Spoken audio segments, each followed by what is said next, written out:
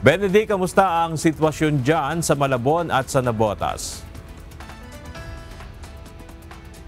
Magandang umaga, Bernard. Nakaranas ng malakas na ulan kanina dito sa Navotas at Malabon ay hindi naman tayo nakakita ng pagbaha sa mga naturang lungsod.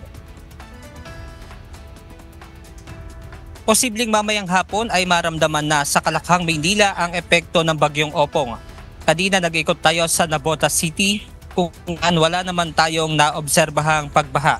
Ngunit kahapon pa lamang ay sinuri na ng Navotas City Disaster Risk Reduction and Management Office ang mga bombastic o pumping station na nakalagay sa mga bahaing lugar sa lungsod. Matapos naman sa Navotas City ay nagtungo naman tayo dito sa Malabon City.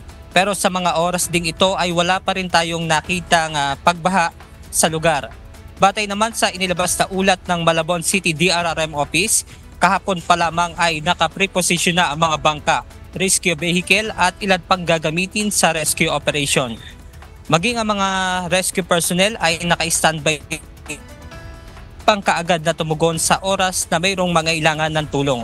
Sa buong Malabon City, nasa 21 evacuation center ang binuksan para sa mga residente na lilikas at maging yung mga nais ng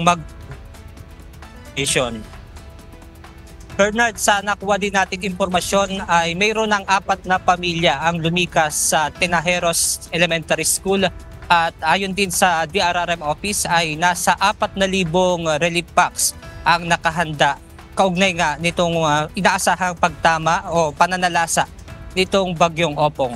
At yan muna ang ating update mula rito sa Malabon City. Balik sa inyo dyan, Bernard. Maraming salamat, Benedict Samson, live mula sa Malabon City.